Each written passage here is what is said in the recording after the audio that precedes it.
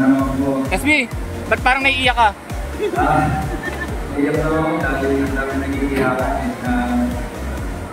Minsan di mo ma-iisip yung gano'ng malaki na yung impact na bibigay ko sa mga tao.